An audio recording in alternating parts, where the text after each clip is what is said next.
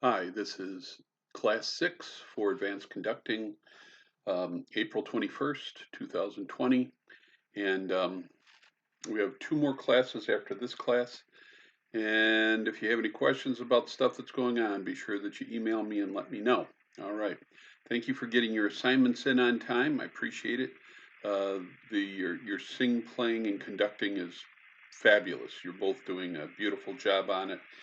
And I know it helps to be able to practice it, and you'll find that the more you do of it, the more you'll have a useful tool for the choral rehearsal process. So that's why we're doing it. So just keep up with it. You're doing really well.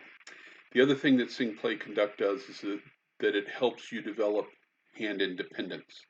It trains your brain to be able to do several things at the same time, as far as conducting goes, so that you have your right hand doing something that's completely foreign to what your left hand is doing. And so part of this is your hand independence training. So keep up with it. You're doing fine. Uh, Keep up with your paper. There's of course your outline um, was due last night, but your rough draft is due next Sunday. So um, just to recap on the paper, uh, you have a paper and an oral report. That project is a sizable chunk of your grade. So 2,000 words for the paper, 5 sources. There's a 20-minute presentation, and that is what I need you to do. That'll be a substantial part of our last class, um, that last class on May 5th. And so I'll need you to record your presentation, a 20-minute presentation, um, the same way you're doing probably the same way you're doing your um, sing, play, conduct. What I would do is I would record it directly onto your computer, uh, post it to your Google Drive, and then share the file in Google Drive. I think that's going to be the best way to do it. And so I'll be able to grade those before the class begins, and then for the class I'll actually reference those, and then you can watch those as shared files. So I'll need you to post it to Google Drive and then share with everyone in the class. Um, Here are the top search results. My phone just heard me say Google Drive, so all right, there we go. So I think that's going to be the best way to do it. If you have a better way, a better plan on how to do it, let me know. And just as long as we're consistent, so we should be fine. And then on that day, I'll give you your final. Weekly essay. The essay for this week is Friedrich Nietzsche said, "Without music, life would be a mistake. Do you agree or disagree?" And and I haven't read your assignments yet because I'm actually recording this on Sunday before class. So I'm assuming I'll get those in Monday night. So today is actually the 19th. So let's see what comes in, and we'll go from there. If I need to make some comments about that, I will. Your essay for next week, 300-word essay for next week, um, is about Beethoven. And the essay question is, if Beethoven came back to life today and heard his music being used to sell everything from cars to diapers, do you think he'd be happy that his music had reached such a wide audience, or do you think he'd be disgusted that the music he worked on for so long was used in advertising? So how would Beethoven feel about his music being used in advertising?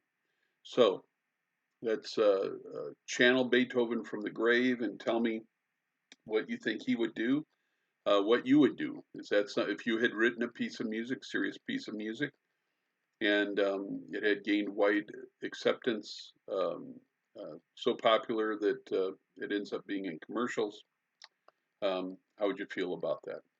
Sing, play, and conduct. Your sing, play, and conduct for next week. I'd like you to do Rejoice, the Lord is King. Rejoice, the Lord is King. Ya da da da da da. Da da da da da da da. Ya da da da da. That one. So Rejoice, the Lord is King, the hymn. I'd like you to play the tenor line and sing the alto line. Rejoice, the Lord is King. Play the tenor line, sing the alto line. Choral score reading program for next week should be level 2, 6 through 10. So I believe you did level 2, 1 through 5 this week. Again, I haven't checked assignments yet. So next week would be level 2, 6 through 10. Your research paper rough draft is due next week. That's on the 27th. So the paper should be substantially written for the 27th. You will already, because of the outline that you would have handed in on the 20th, you'll already have your opening paragraphs, closing paragraphs, and the paper sketched out in terms of main points in the paragraphs. So it should write pretty quickly. You should be able to get the rough draft together in a relatively expedient basis. And go ahead and send that to me. I'm not going to correct the paper. I'm just going to read through it. I might suggest some changes, and you'll have a whole week then to fix any issues, or if I tell you to send it over to the CAC, send it over to the CAC. They do wonderful things with papers. I'm assuming, I don't think I've, let's see, anyway, so I don't think I've read a whole lot of what you've written, but in the past, I think you're both very competent writers, but anyway, so that's going on. Next week, we're going to discuss the Elizabeth Green book. We'll discuss chapters 12, 13, and 15. 12, 13, and 15. So read Green 12, 13, and 15 for next week. And we'll continue to work with the metronome, 54, the beats per minute, 54, 60, 76, 84, 90, 112, 120, 144. Again, 54, 60, 76, 84, 90, 112, 120, 144. All right. I want to start today with metronome. Now, it's interesting that as we talk about Green, because this week we're going to talk about Green, chapter 9, 10, and 11. And Elizabeth Green mentions in one of these chapters, let's see where it is.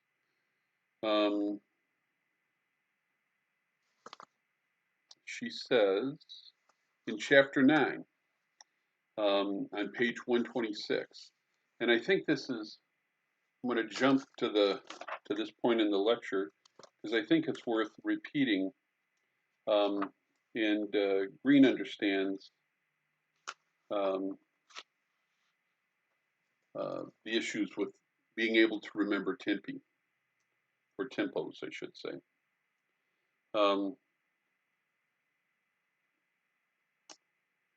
The metronome talks about the metronome coming into existence in Beethoven's life. And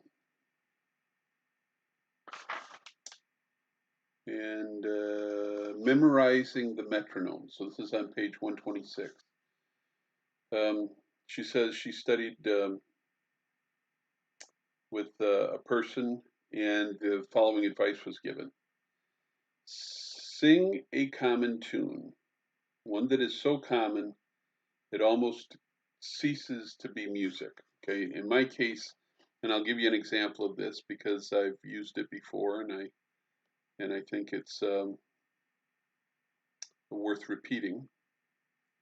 And oops, just lost. There we go.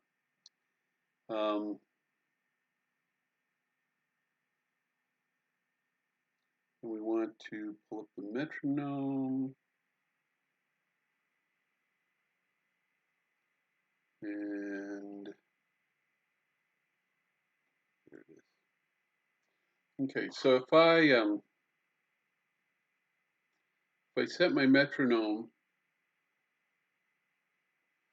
at 120, now I'm not listening to it at this point, but I'm going to give you a tempo for 120. Bop, bop, bop, bop, bop, bop, bop, bop, bop, and I was right on it. Okay, now I was right on 120 because it's not because I memorized 120, 120 beats a minute. It's because to get to 120, I think yum dum ba dum bum bum bum bum bum bum bum, and it always takes me to a perfect march tempo, and I'll be right at 120 when I use that. Bum bum bum bum bum. This is 60. Bum bum bum bum bum. Oh, I'm a little slow. That was about 58. Bum bum. Okay, and I'm just getting that from the same tempo. Yum dum da dum dum dum bum bum bum. And it'll take you right to that tempo. Okay, so what you want to do is figure out a song for 54, 60, 76, 84, 90, 112, 120, and 144. And so if there's a song that you know,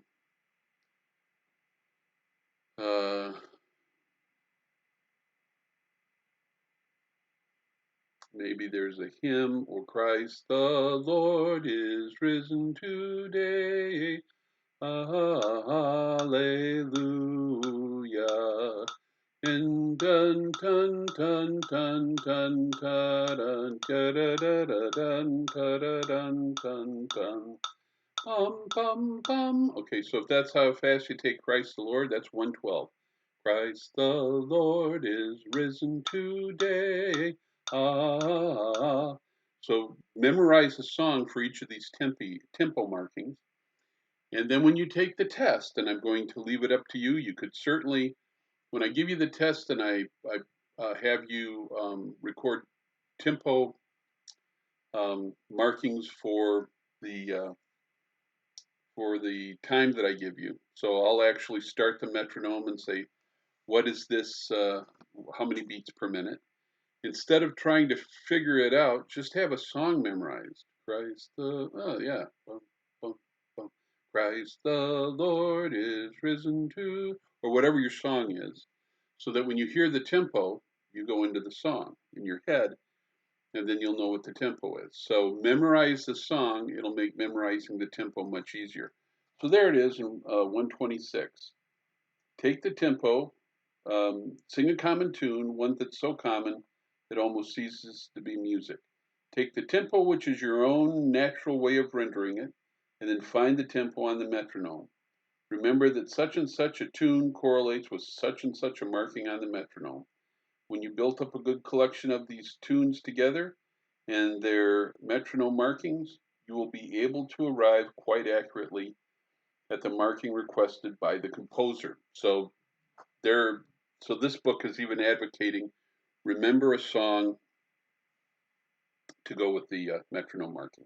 I've made it easy for the most part because if I give you this tempo, and we've already talked about march tempo, bum bum ba-dum bum bum bum bum bum bum bum. So if I give you this, well, that's way faster than a march. Now you might not know what that tempo is offhand, but it's way faster than a march. And the second fastest tempo I've given you is 120 for a march. The fastest tempo I've given you is 144. That's 144. So this is 120.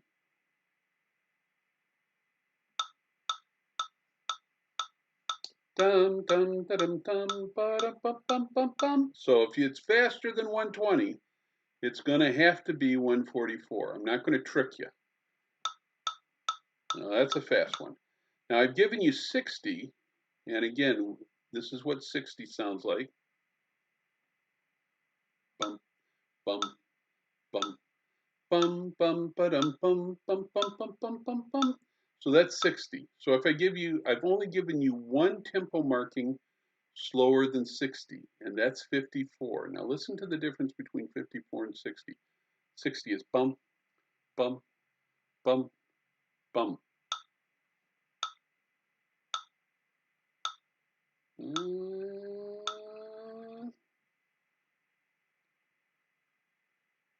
Try 60. And try 54.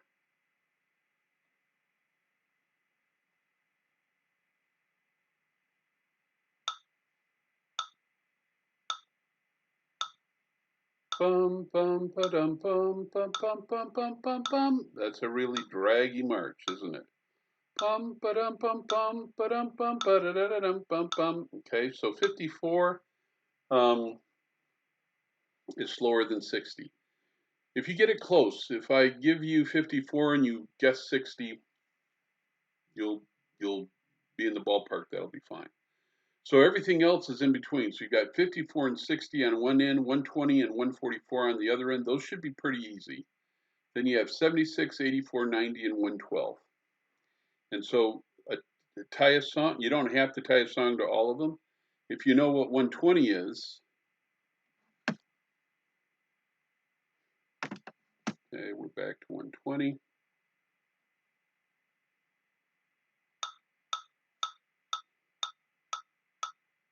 That's 120. Then when I give you 112, it's pretty close, but you'll hear the difference. Certainly, and here's 90.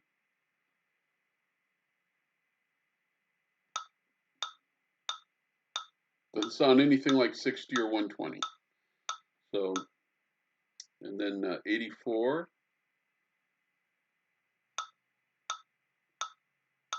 76.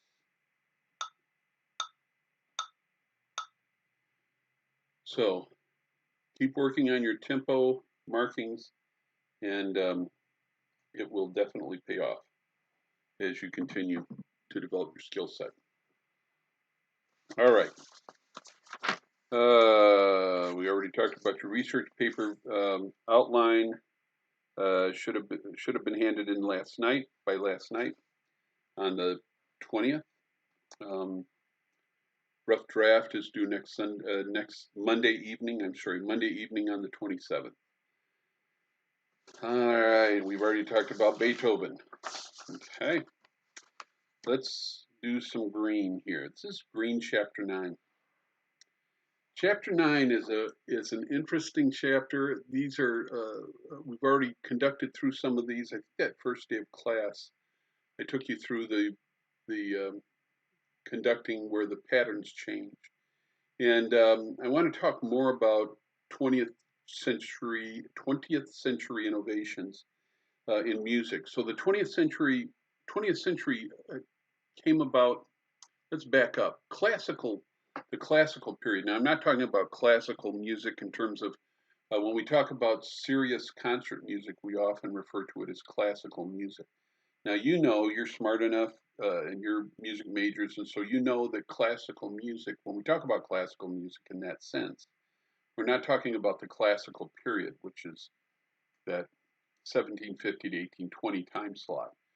We're talking about classical in the sense of serious. Let's just call it serious concert music. We've talked a bit about this already.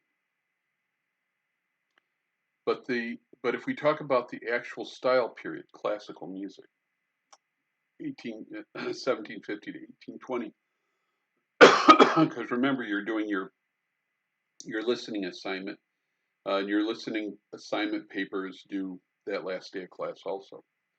So as you work through listening to music from the classical period, the classical era, one of the things you're going to notice is symmetry. You're going to notice that the phrase lengths tend to be the same, generally 4-bar phrases followed by 4-bar phrases. The music tends to be light, and it tends to be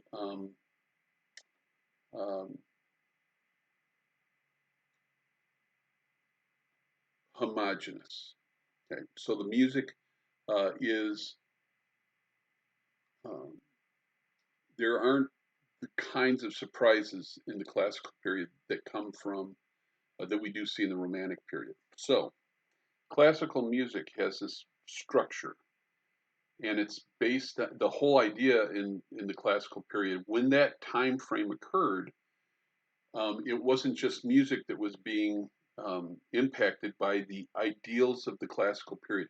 In this case, it was ancient classical, like it would have been Greek, um, the classical writings and architecture.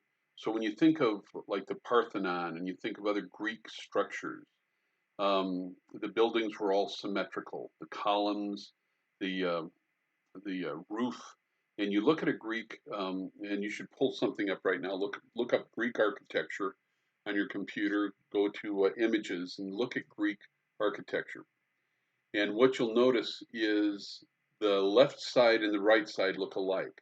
So when people were doing these classical kinds of structures, there was this great sense of form and symmetry in Greek art. That thinking ends up in the 1700s. That's why the White House looks like the White House in the United States. That's why the so many of the monuments and the buildings built at the time, the 1700s and the early 1800s, have this great sense of symmetry.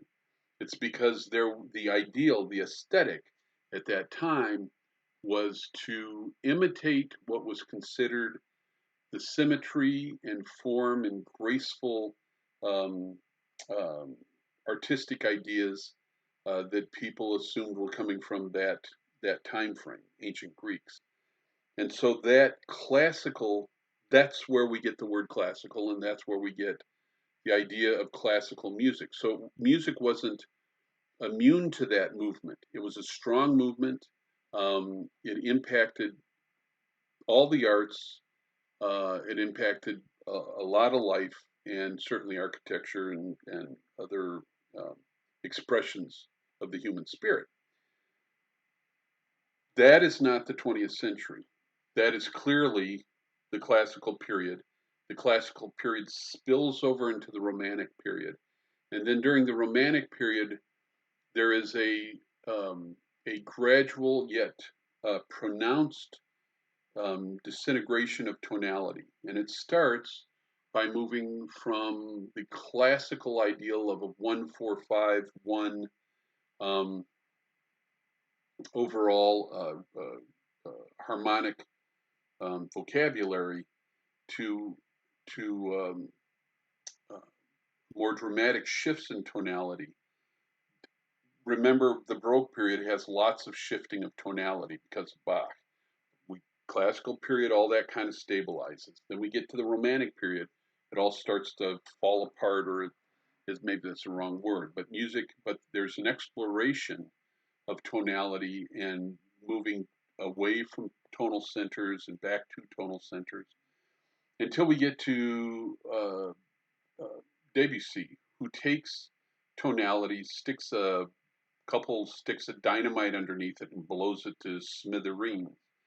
And so, as Debussy ushers us into the 20th century, and tonality starts to fall apart, the whole sense of symmetry that has driven the rhythmic side of music also falls apart.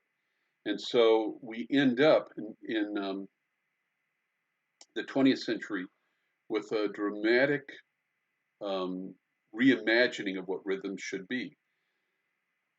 The piece that comes to mind that at this point would be Rite of Spring by Stravinsky, and I think that was early mid 1918 maybe.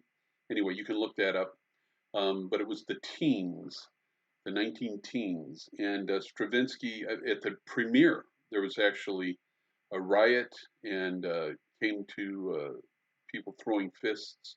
They had to call the police, um, and so there were people that were interested in this new type of music, and there were people that were absolutely opposed to it. It turns into a riot with fighting, and so this so uh, it's not a coincidence that I'm picking some pieces here and I'm picking Stravinsky to demonstrate what is actually going on with 20th century rhythms. So chapter 9 is about 20th century rhythmic innovations. That's what chapter 9 is about for the most part.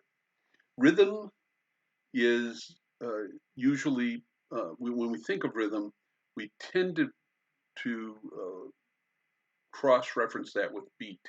Beat and rhythm aren't the same thing, but for the sake of argument, let's talk about rhythm in terms of being a series of heavier and lighter um, uh,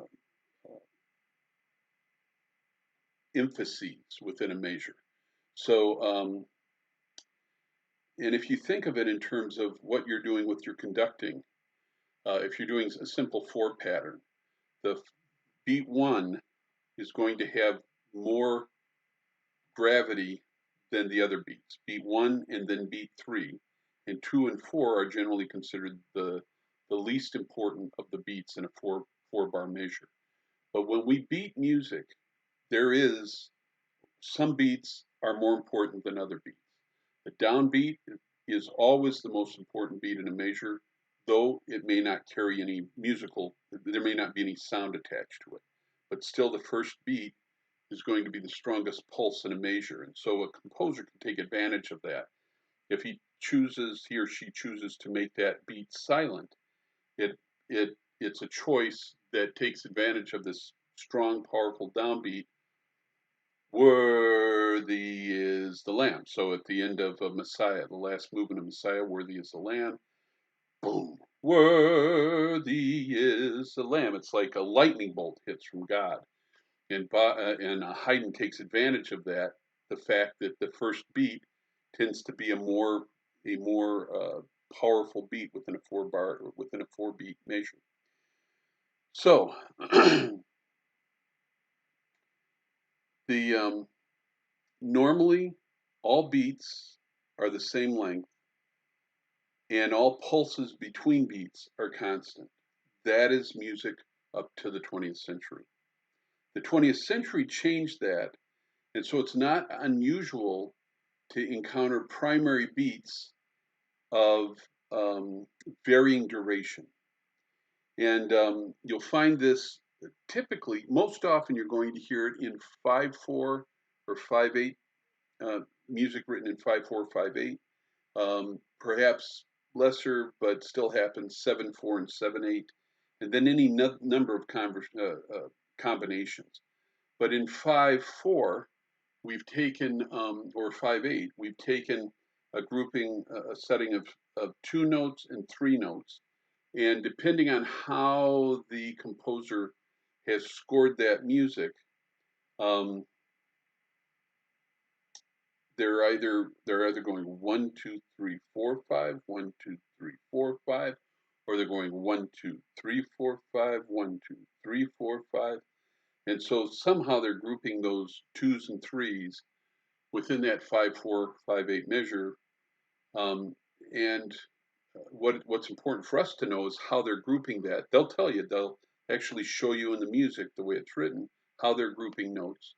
And it's important that we understand that and conduct that, because it's implying this particular beat has a stronger emphasis and this particular beat has a lesser emphasis. So in a 5/8, for instance, if it's a pattern of 3 and 2, the first beat and the fourth beat are emphasized. If it's a pattern of 2 and 3, the first beat and the third beat are emphasized. And so that is then carried out with the technique with our hands or our batons. And that it's important for us to understand this.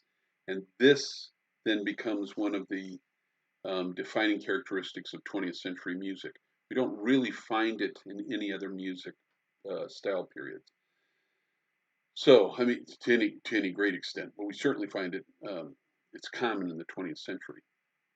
So, as I said before, Rite of Spring is a great uh, uh, piece of music to study when you're looking at 20th century rhythms. I actually use Rite of Spring when I teach advanced conducting at the graduate level. At the graduate level, I have students conduct Rite of Spring, and in this case, the sacrificial dance. And so, and we're going to pause here in a second, and I'm going to ask you to listen to it. So here is the key. To successfully navigate this music, you need to do two things. The first thing is you need to think in terms of the value of the shortest common subdivision of the beat. So in 5/4, if it's 1, 2, 3, 4, 5, 1, 2, 3, 4, 5, the big beat, boom, boom, boom, boom, boom, boom. Those aren't equal beats. They aren't equal in length. One is made up of 3 subpulses, and the other is made up of 2 subpulses. So the first thing we need to do is figure out what the subpulse is that's common to all the beats. Tut tut tut tut tut tut tut tut tut tut tut tut tut tut tut tut tut is the common subpulse. Tut tut tut tut tut tut tut tut tut. Okay, so you need to know that. You need to have that running in your head. Then you have to adjust the duration of the primary beats so that they fall within the subdivided beats that you're using to that subpulse that you're using to hold everything together. You have to line your primary beats with those um, little subbeats. Um, Composers will almost always. Matter of fact, I can't think of a time when when I when they haven't done this. But composers will take, oh, I know what I'll do. I'll use the books here. So this is page 127. Okay, so you'll notice this is typically, if you look at 127 and you look at the second line right here, the second line, you'll notice the bars over the notes. So you have that line 6. Ta ta ta ta ta ta is the first measure. The second measure in 5/8 is ta da ta da ta da da ta da. Third measure is ta da ta da. Fourth, ta da ta da. Fifth measure, ta da ta da da. Okay, so the composers will bar the groups. They don't want to keep any. They don't want to hide their intentions from you. They will actually bar the groupings, how they want them subdivided or how they want them conducted when you conduct. So you'll know it's 2 and 3 because the first 2 notes will be barred together, and the last 3 notes will be barred together. So that's how you know where to place your beat for that particular group of notes. Now, on page 111, there's all these patterns that are given to how to conduct these things. I don't want you to overthink it too much. I don't want you to overthink it that much. If you look at those patterns, you can spend a whole lot of time trying to figure out what those patterns mean and still not walk away, I think, with anything useful. The point is this: the rebound of your pattern, bum, bum. Okay, if I'm going to beat in 2, 1, 2, 1, 2, 1, 2. My rebound is the same with each one. If I'm going to do 5/8, and I have 3 and 2, 1, 2, 3, 4, 5, 1, 2, 3, 4, 5, 1, 2, 3, 4, 5, 1, 2. Some of those rebound patterns are bigger than other rebound patterns. If I'm 2 and 3, 1, 2, 1, 2, 3, 1, 2, 1, 2, 3, 1, 2, 1. You'll see my 3 rebound is much bigger than if I go 1, 2, 1, 2, 3, 1, 2, 1, 2, 3, 1, 2. So depending on where your groupings are, it's going to change your rebound pattern. That will, if you understand what you're doing, if you're understanding the pulses and what you're trying to carry out with your conducting, those patterns will be self-adjusting for you to the most part. But don't think you have to be locked in so that your rebound pattern is the same, whether you're doing 4/4, 5/8, or 7/9, or 7/8, or 12/8. Your pattern, your rebounds are going to change and adjust depending on whether your primary beats are symmetrical or the same, or if they're changing. Okay, so allow your rebounds to adjust depending on how much motion you need to fill that extra beat or to take away a beat, subbeat within the pattern. If you have questions about that, email me and I'll try to explain it better the next time we go around. But I hope that's clear. Okay, page 112 of this chapter has some really strange patterns. You're not likely to encounter these in choral music, so I'm not going to cover them. But it's worth your while to read through and see how it works.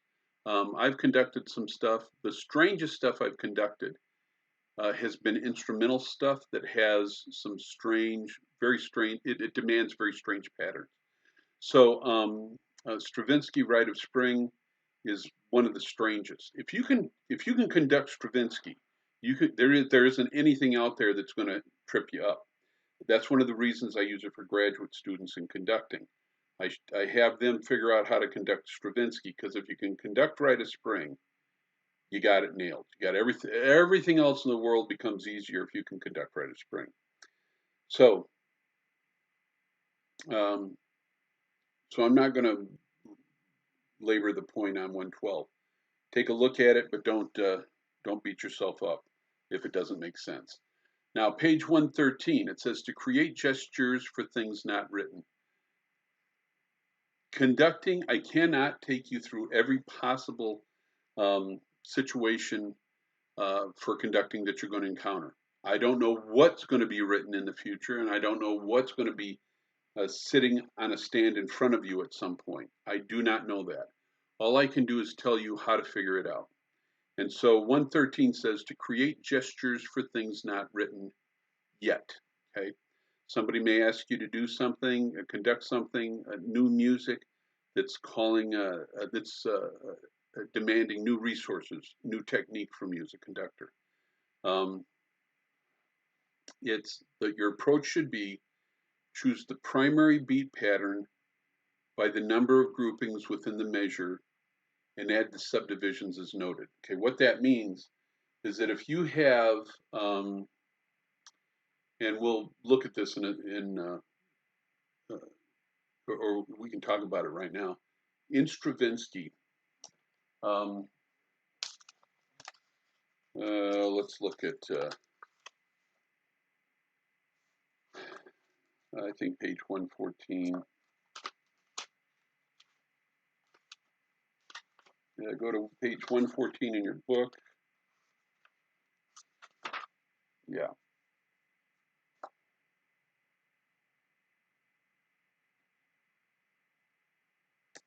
Okay, so this grouping up here at the top,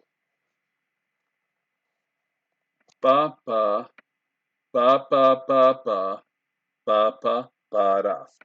So I would count the first group. It says it's in 5/4. So I would count the first group as the first da da da da da da. The first, I would do that as a grouping of 3. And then the next group is a grouping of 2. So the grouping of 3 are the 1, 2, 3, 4, 5, 6, first 6 eighth notes in that measure. And the grouping of 2 would be the next eighth note, eighth rest, and then 2 eighth notes. So that I would conduct that 1, 2, 3, 4, 5. 1, 2, 3, 4, 5. And so you know it's going to be 2 pulses because it's in 5/4. And so what you're looking for is how are those pulses grouped?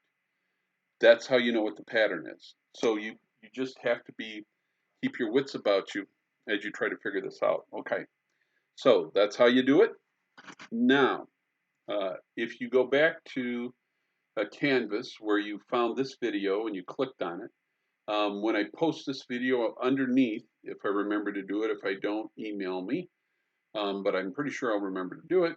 But I'm going to post some YouTube videos that I want you to watch.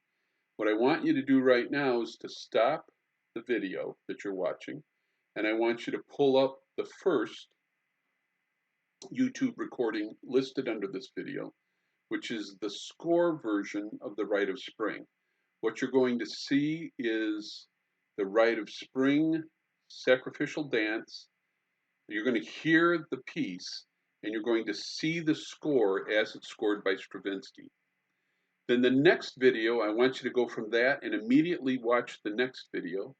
That is the same piece, but now we can see the conductor conducting the piece. So I want you to look at the music and see how it's laid out. And it should be rather terrifying if you're not used to Rite of Spring. But then watch what the conductor does. He makes it actually quite simple. And if you go back and compare measures with pattern, you'll see that he's actually conducting patterns based on how the notes in the measure are barred. So I want you to look at these two pieces back to back. I'll stop here for a moment. I'm not going to stop the tape. I'm just going to pause and let you watch them now.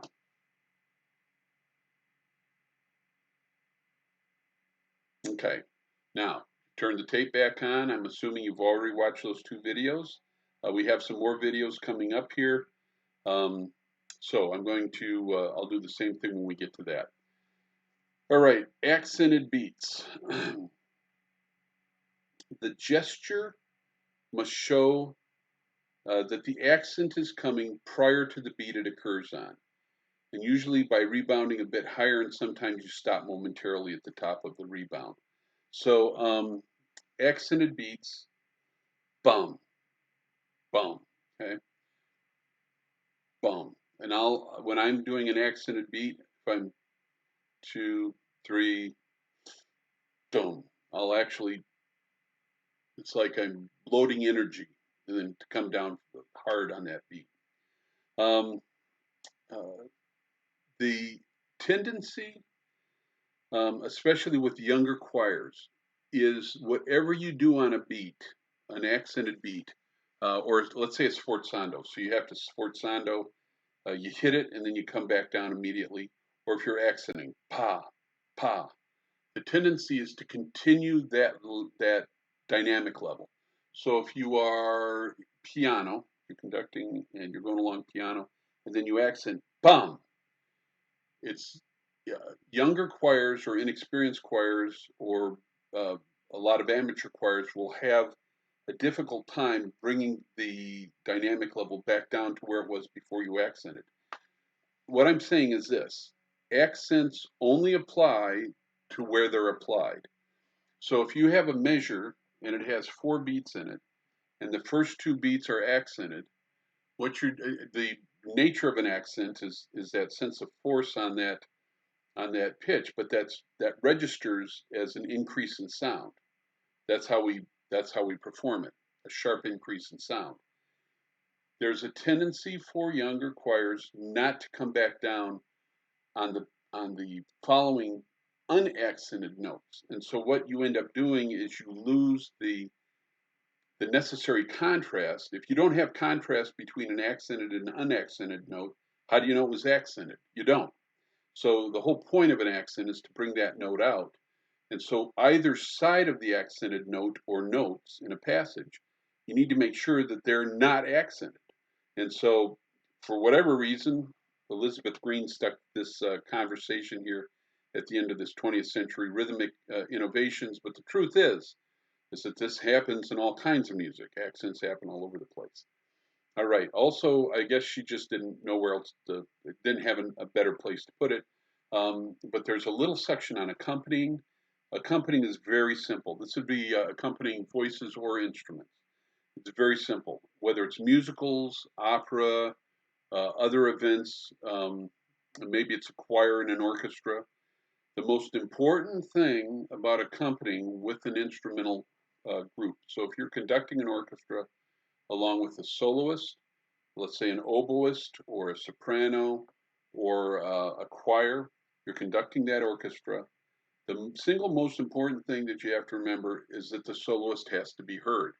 The soloist is primary. So your job, if you're conducting an orchestra and you're accompanying somebody, your job as an orchestra conductor is to make sure that you're not overpowering, let's say, the person singing. In this case, if it's a singer, or if let's say it's a musical. And along with that, um, understand that um, dynamic levels are relative. And so if you have somebody, if you're accompanying a voice with an orchestra and it's a smaller voice, then the louds and the softs that the orchestra are playing have to be ratcheted down. So a loud, if you have a softer voice, the orchestra's loud may not get any louder than a mezzo piano, and their soft may actually be a pianissimo. That's what you have to do because your job is to let the solos be heard. Um, so that's the primary thing. The secondary thing is remember that your the the way accompaniments fit together with solo lines is that the when the solo line is not um, singing or playing, when that soloist is not singing or playing, the orchestra steps in and becomes, in a certain sense, a breath. It's like taking a breath, or it's like taking a release from, I don't want to say tension, but the release of that soloist song. So what happens is you have, and you know this intuitively, but when you're playing, when you're singing, let's say, I'm the soloist and I'm singing. When I stop singing for a musical interlude, then the orchestra takes up the slack and the orchestra becomes a soloist at that point. Quite often, the orchestra is commenting on the singer. The same thing that happens with the piano, if it's piano accompaniment. But we hear it, I think it's magnified when we use an orchestra. And so the, the orchestra becomes commentary on what was just sung. The orchestra becomes, I mean, technically, it gives the singer a chance to recover. So those interludes are so the singer can back off a bit, breathe naturally, regain their composure, or whatever. Or certainly it's there to allow them to rest before singing the next phrase. In the case of opera, and so to know to bring the orchestra up in volume during those interludes is important. But what I want to do is, again, I'm going to have you stop the tape here, and I want you to listen to a really lovely aria from Rusalka, just beautiful aria, and one of my favorites. And I want you to listen to the interplay between the vocalist, and I could have picked just about any aria, and it would work. I just picked Rusalka because I like it. So I want you to listen to the interplay between the soloist and the orchestra. And as the soloist sings and then releases, and the orchestra answers, and then the soloist sings and releases, and then the orchestra makes a comment, basically a musical comment. And that sense of it becomes, it's basically a duet between soloist and orchestra, as most accompanied pieces are. So I want you to stop for a second. I'll stop talking for a few seconds, gives you a chance to to pause this tape and then go check out the next piece. In this case, it'll say Rusalka, and that's a YouTube video. I will stop talking now.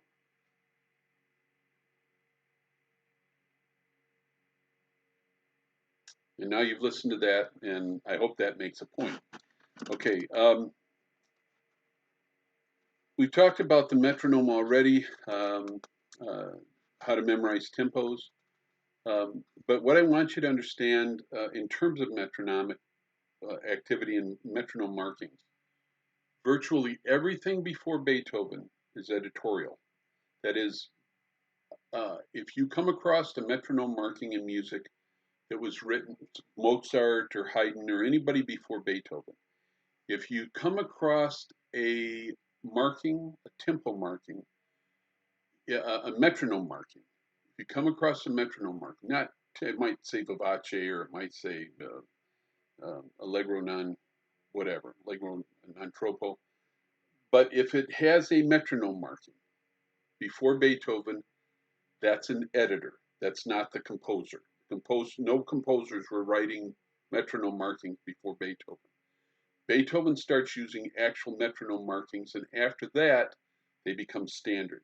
So remember that you have much more leeway on um, metronome markings before Beethoven than after Beethoven. All right, we go on. This is chapter 10. And since I don't know how long we might go 2 hours, but we'll definitely go 2 hours if you're listening to the 2.5 hours if you're listening to the musical examples that I'm giving you.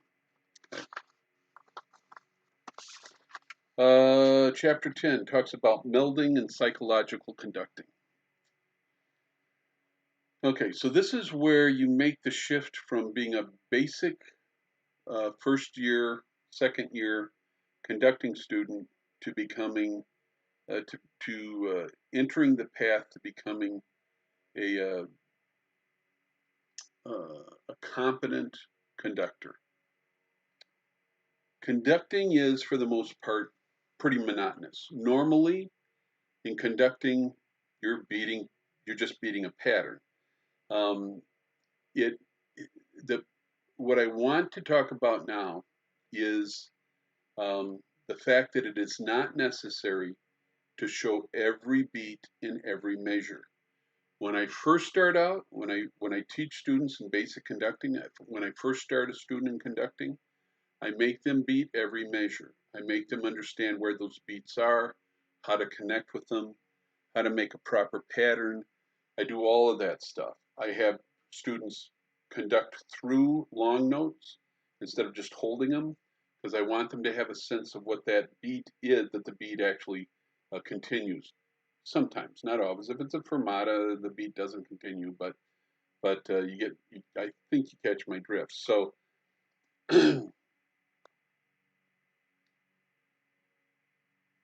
but there's a difference between being technically accurate and actually making music. So you don't have to beat every measure. And this is where melding comes in. Melding is a merging or a blending. It's and what the book says is it's the combining of two or more time beating gestures into one long sustained gesture that has a duration equal to that of the combined beats. All that means is that there are times when, like the bum bum bum bum bum dun dun dun dun, the tenor solo in Messiah, bum bum bum bum bum. First thing I had, one of the first things I had you do for this class, da, and then it gets into the middle of it, the voice of him that crieth in the wilderness, prepare ye the way of the Lord, medyan taratyaran, a highway. This is the pattern, but I'm just beating da da da. I'm taking it in two, and I'm taking it in two because it's not necessary to beat every other beat. So melding is uh, I I don't want to just abdicate the proper technique here, but you will know it, you'll feel it, it will make sense to you that you'll be beating a beat, you'll be beating a pattern, and you'll be thinking, this is crazy. Why am I beating this? People are holding whole notes here. Okay? When all you have to do is go,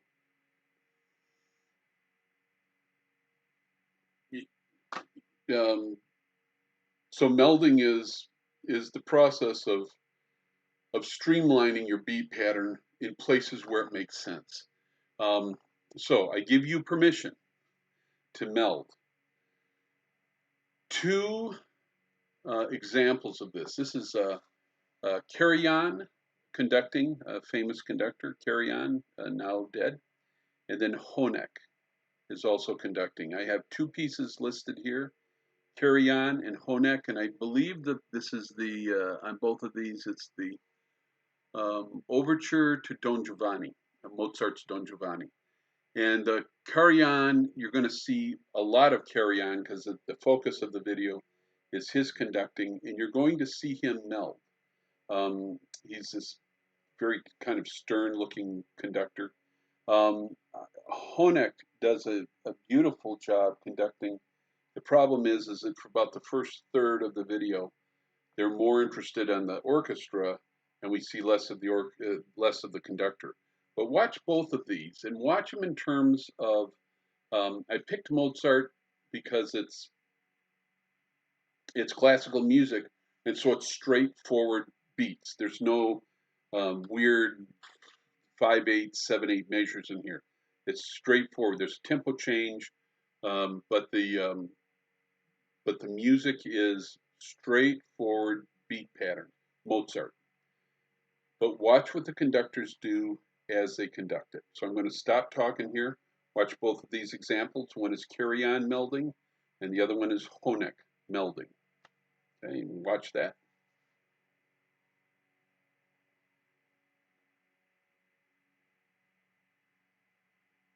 Okay, you're back, so I'm assuming you watched both videos. And that should tell you enough about melding to know. All I'm doing is I don't want you to overthink this. I want you to just realize I'm giving you permission to not do every single beat in the measure. How's about that? We'll just leave it at that. Okay. Psychological conducting. Okay. Psychological conducting at the end here of chapter 10. It's the idea of communicating with your hands to your musicians without the aid of a musical score. Okay, so what happens with psychological conducting is you stand in front of a group of people and you have them follow your hands. You're taking your brain, the stuff in your brain, and you're transferring it to their brain. There's no music in front of them. They are simply watching your conducting. The idea is to take what's here and transfer it to their gray matter, and what you're using for that is just your hands and baton, and your solid technique. So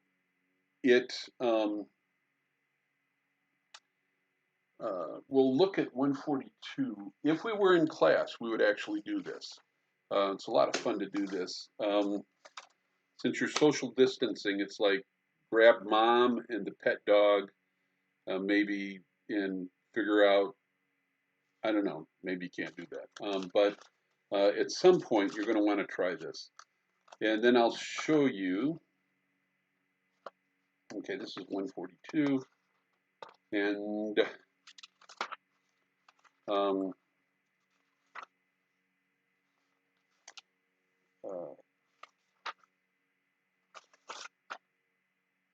it always happens on the same note. So since there's no music, there's no pitches involved.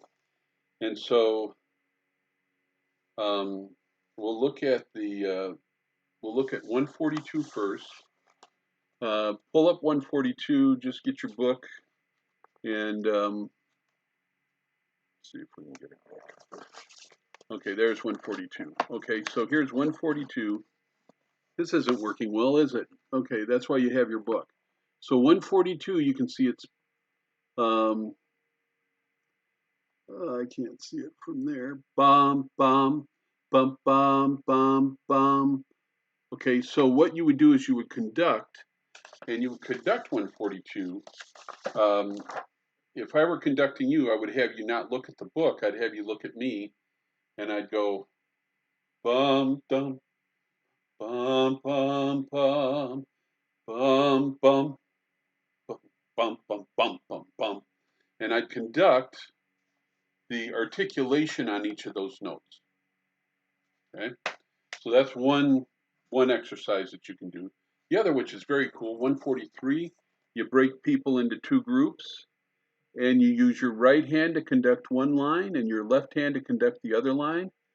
And so you've got both voices together, bob, bob, bob, fourth beat, just the right hand, and the left hand is silent. The next beat, right hand plays, left hand is silent.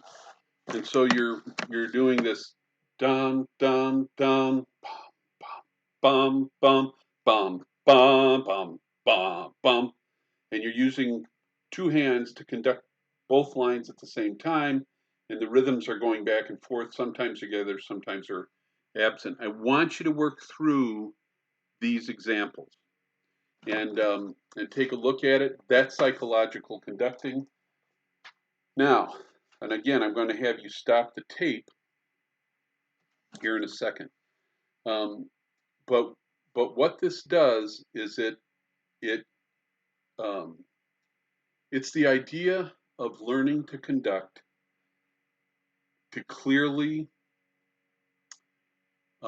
indicate intention, so that your conducting becomes.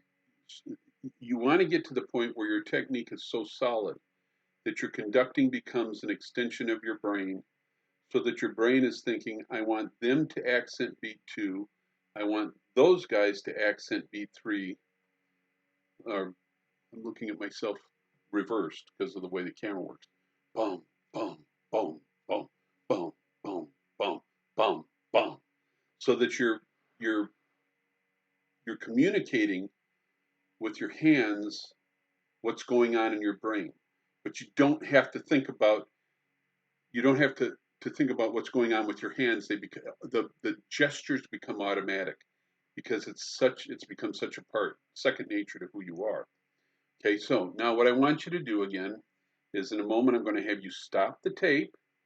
I want you to go to YouTube and you're going to type in psychological conducting. Psychological conducting. So Elizabeth Green talks about it in the book, and you go, that's weird. I've never even heard of that. Okay, well, go to YouTube, type in psychological conducting, look at the 7 or 8 examples that come up immediately. Most of those are students preparing their psychological conducting assignments for their conducting classes. So look at that and see what they're doing. And you'll hear some of this where they're doing single line for the whole group. You'll hear some of it where they're splitting lines, 2 groups doing 2 different patterns, and they're conducting with their hands. In both cases, the groups shouldn't have music. It should all be communicated with hands. So it's a cool exercise, something you want to do.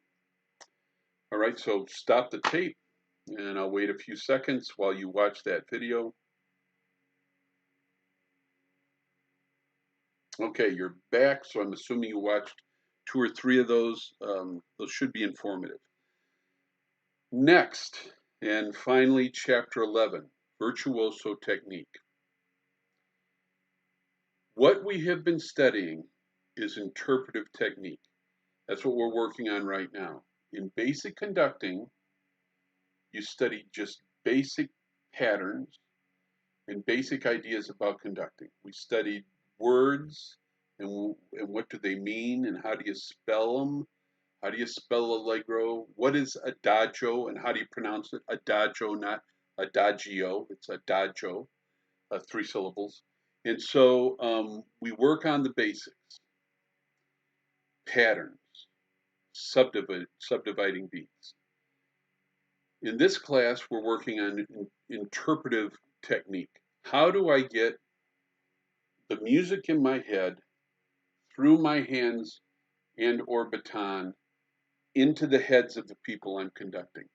That is what we're doing with this class, interpretive technique. There is a third point that we reach with conducting called virtuoso technique. Virtuoso technique is that complete freedom, freewheeling, mental release from all that's around you, where you become so focused on the music The music is in your head. You're being moved emotionally by that music. Your group that you're conducting is being moved by that. You all of a sudden, all the shackles of technique, of not technique, all the shackles of traditional conducting go out the window, and you have one of these transcendent experiences in music. You have had transcendent experiences in music, I trust. I would imagine that's happened at some point in your life. Those will become more numerous as you mature as a musician and as you allow them to occur. Virtuoso technique is the freewheeling, uncontrolled technique where you are focused on the sound and the performance itself instead of the technique. Elizabeth Green says 10 minutes a day of solid technical practice will put you in a place where you have the technical foundation to let loose and have virtuoso moments. Freedom of expression for a conductor is not the process of becoming so original that your gestures become meaningless. There are conductors who think they're being virtuosic by having these strange gyrations going on in their hands. It makes no sense at all. That is not virtuoso technique. And I've talked about some of those folks in the past, and I won't bring them up now. Virtuoso technique is not abandoning technique, proper technique. Instead, what virtuoso technique is a release from rigid pattern. Your patterns are still there. Your gestures are still there. You're still giving downbeats. You're still going through the motions. You're still cueing. You're doing all those things, but you've been released from the confines that are placed on your technique because your brain is still thinking about movement through space instead of the music. When you are conducting, while you are still at a place in your conducting where you think about what you're doing technically, you cannot have a virtuoso performance. It's not until you stop thinking about what you're doing, not because you don't use it, but because it becomes automatic. When you get to the point where it becomes automatic, then you have the opportunity or the basis in which to have virtuosic expressions in music. When I was a younger person and my 32-year-old daughter was about 4 years old, I was in the garage and I'd taken the back seat out of the minivan and I was cleaning it, and we were going to use it to transport something. And I put the back seat on I was in the garage, and the garage had a step up of about 6 inches, um, uh, which many garages have. As you come into the garage, you park the car, then you have to step up on a step and then go into the house. You do that for a reason. This step up was out as part of the garage, is where the washer and dryer was. And I had taken the seat out of the car, placed it so that the front of the seat was facing forward to the house, and the rear of the seat was facing backwards towards me into the garage. And my 4-year-old daughter ran out of the house into the garage from the kitchen and jumped up in the seat to say hi to Daddy. I was a full car length back in the garage by the garage door, the tall garage door. She was at the front of the garage, which was about 12 feet away. She jumped up into the seat, and as her weight hit the back of the seat went. Okay, so she was looking over the seat like this. I'm going to someplace here. This is a story It will, I hope, make sense. So I was standing here. Here was the minivan. Here was the seat.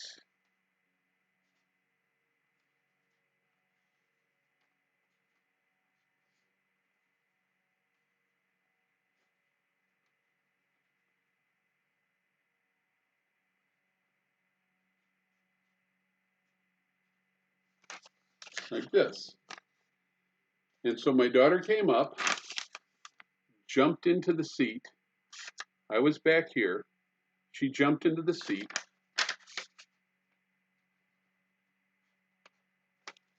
And the seat moved forward like this as it fell off the front of the lip right here, and her little head, which was right here, was headed right down onto the cement floor right there. That happened in less than a quarter of a second.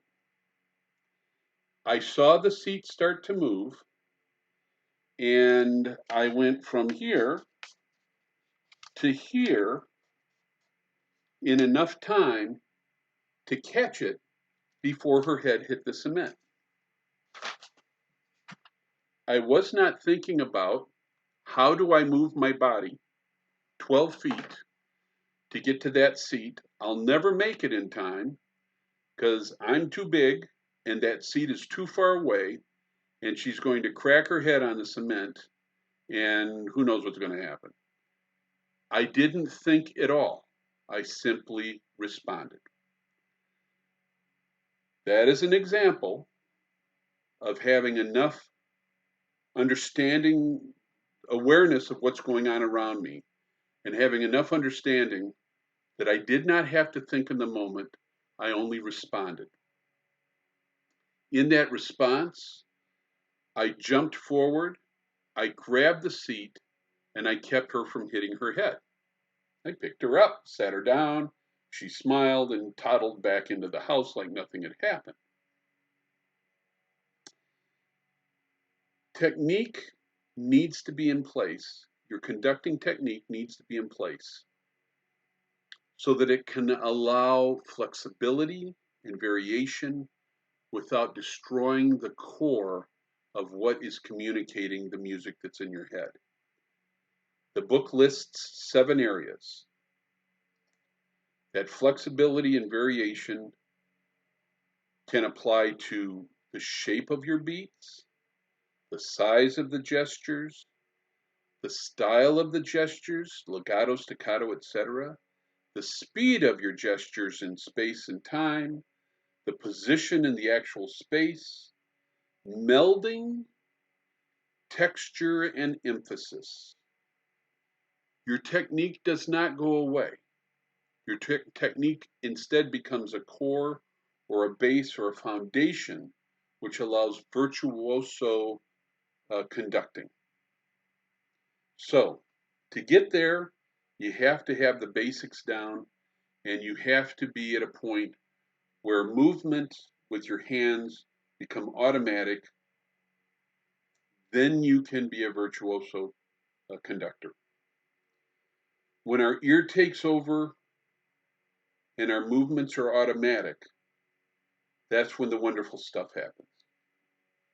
We can move from dead, lifeless academic performances to these rich, transcendent experiences where people will talk about it, where people, when they're 60 years later, when they're old and in a nursing home, will still remember that point when they were in your choir, they were 15 years old, and they had this transcendent musical experience. They will have transcendent musical experiences when you allow yourself to have transcendent musical experiences. And the way you do that is by developing your technique. Be sure to check the exercises at the end of this chapter. There are some great exercises on this at the end of this chapter. As a matter of fact, check the exercises at the end of every chapter because they're wonderful, great exercises. As I tell my vocal students, I can't teach you how to sing. I can only teach you how to teach yourself how to sing. So since you're only going to be in my vocal studio 1 hour a week, um, all I can do is show you what to do when you're in the practice room or you're in performance. That's where you learn how to do what you need to do what you do well. So I would say the same thing about this. Um, I can't truly teach you how to conduct. You have to teach you how to conduct. And you do that by getting the basics down and then giving yourself the freedom to to uh, operate within those basic patterns and all the variation that can come from a virtuoso um, expression within the parameters of those basic um, with the basic technical stuff that you've learned. So now that we're at an hour, well, I've got an hour and 15 minutes on the lecture, but with your all the if you've actually listened to the video examples, um, well, we should be pushing a little over 2 hours and 10 minutes or so. So I'm going to end it there. Definitely, if you haven't, don't skip the YouTube examples that I've given you. Go back and watch those. You can learn a lot from watching other conductors and to just tease apart music and how it works. So I'm going to leave it at that. If you have any questions, give me a call or email me. You can give me a call, but emailing me is probably best. Um, and we'll leave it at that. Look forward to seeing your papers and also your sing, play, and conduct really gets gets me charged because you're doing such a beautiful job with it. Both of you just doing a super job. So God bless you. Be safe and healthy and well. See you next week.